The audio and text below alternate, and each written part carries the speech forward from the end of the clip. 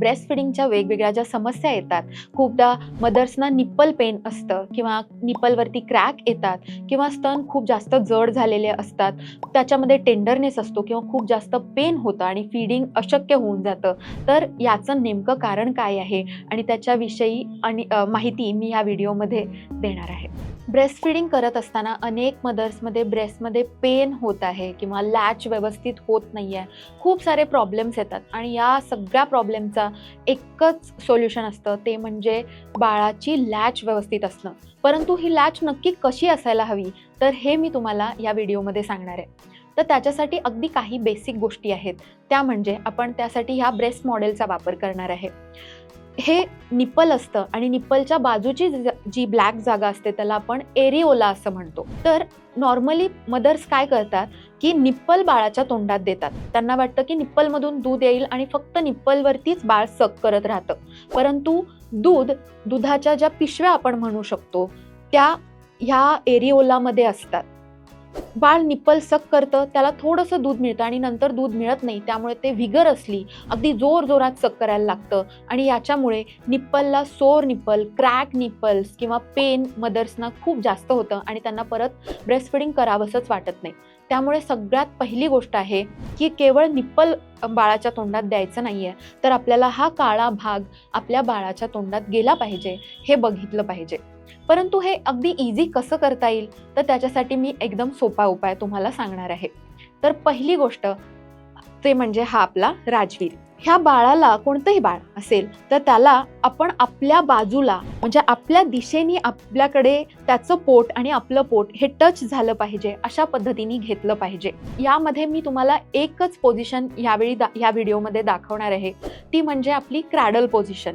ती अगदी सगळ्या मदर्स वापरतात. ती म्हणजे आपल्या एल्बोमध्ये बाळाचं डोकं ठेवायचं आहे आणि आपल्या हाताने बाळाच्या बटक्सपर्यंत बाळाला आधार द्यायचा आहे. बाळाचा हा राईट हँड मी माझ्या इथे ठेवला आहे, जेणेकरून तो व्यवस्थित राहील आणि तो दुमडला नाही जाणार. म्हणजेच बाळाची मान, पाठ आणि बटक्स एका सरळ रेषेमध्ये आले आहेत आणि ते वेल सपोर्टेड आहेत. म्हणजे कधी कधी मदर्स इथे पकडतात, मग त्यांचे बटक्स सपोर्ट राहत नाही आणि त्यामुळे बाळ व्यवस्थित दूध पिऊ शकत नाही. तर असं अजिबात करायचं नाही आहे. तर हे व्यवस्थित सपोर्ट करायचं आहे आणि बाळाला आपल्या दिशेने घ्यायचं आहे. आता हे पोझिशनचं झालं, पण यामध्ये मदरची पोझिशन सुद्धा खूप जास्त महत्त्वाची आहे. खूपदा मदर्स काय करतात, बाळावरती रेलून अगदी ब्रेस्ट फीड करायला लागतात. यावेळी त्यांच्या पाठीच्या मणक्यामध्ये बाक येतो आणि खूपदा पेन होतं. याशिवाय ब्रेस्ट फिडिंगच्या आधी डिलिव्हरीच्या वेळी सुद्धा कधी कधी स्पायनल एनेस्थेशिया म्हणजे पाठीच्या मणक्यामध्ये इंजेक्शन दिलेलं असतं, त्यामुळे सुद्धा पेन होऊ शकतं आणि या पेनमुळे ते ब्रेस्ट फिडिंग व्यवस्थित सक्सेसफुल होत नाही. तर पहिली गोष्ट आहे की मदरनी सुद्धा व्यवस्थित वेल सपोर्टेड राहायचं आहे. व्यवस्थित उषा पिलोज किंवा प्रेग्नन्सी पिलोचा वापर सुद्धा, फिडिंग पिलोचा वापर सुद्धा आपण यामध्ये करू शकतो. तर आपल्या हाताच्या खाली आपण फिडिंग पिलो वापरू शकतो. आता ब्रेस्टची पोझिशन आणि ब्रेस्टला आपण कसं पकडायचं आहे हे सुद्धा मी तुम्हाला दाखवते. तर ब्रेस्ट पकडत असताना खूपदा आपण कात्री पोझिशनमध्ये पकडलं जातं.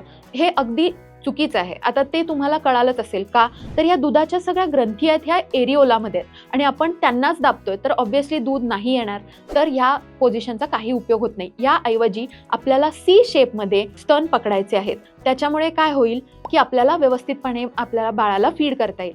तर हे स्तन पकडत असताना सुद्धा तुम्ही इमॅजिन करा, आपण खूपदा एखादा बर्गर किंवा एखादा मोठा सँडविच खायला जातो, तर हे एवढं मोठं ब्रेस्ट या बाळाच्या तोंडामध्ये जाईल का? आणि हे आपण डायरेक्टली असं फेस केलं तर त्याचं नाक दबलं जातं आणि ते तुला खूप इरिटेट व्हायला लागतं. तर आपण काय करतो, बर्गर किंवा कुठलीही गोष्ट खात असताना आपल्या ओठांच्या दिशेने ते बर्गर दाबतो आणि आपण ते तोंडामध्ये घेतो. अगदी तसंच आहे, आपल्या बाळाच्या ओठांच्या दिशेने आपल्याला हे ब्रेस्ट सी शेपमध्ये दाबायचं आहे, जेणेकरून तुम्हाला दिसत असेल की ह्या ब्रेस्टचा आपण एक सँडविच किंवा एक बर्गर केलाय आणि हे ब्रेस्टचं सँडविच आपल्या बाळाला आपण देत आहे, ज्याच्यामुळे आपल्या बाळाची लॅच व्यवस्थित होऊ शकते आणि पेन वगैरे सगळं कमी होईल. आता खूपदा पेरेंट्स म्हणतात की बाळ तोंडच उघडत नाही आहे, किती मी द्यायचा प्रयत्न करते पण बाळ स्तन घेतच नाही आहे. मग तेव्हा काय करू शकतो, तर बाळाचं तोंड उघडण्याची एक ट्रिक असते आणि ती ट्रिक आहे ती म्हणजे जेव्हा आपण बाळाला आपल्या दिशेने घेतो तेव्हा बाळाचं नाक आणि बाळाचं ओठ याच्यामध्ये एक भाग असतो, त्याला आपण फिल्ट्रम असं म्हणतो.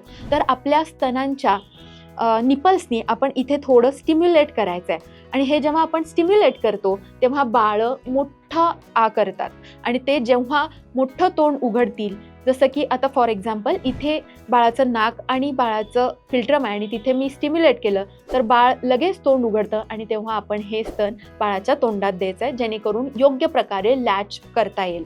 तर ह्या छोट्या छोट्या ट्रिक्स असतात, परंतु या ट्रिक्स फॉलो करणं खूप जास्त गरजेचं असतं, ज्याच्यामुळे तुमच्या ब्रेस्ट फिडिंगच्या जर्नीमध्ये खूप जास्त फायदा होईल.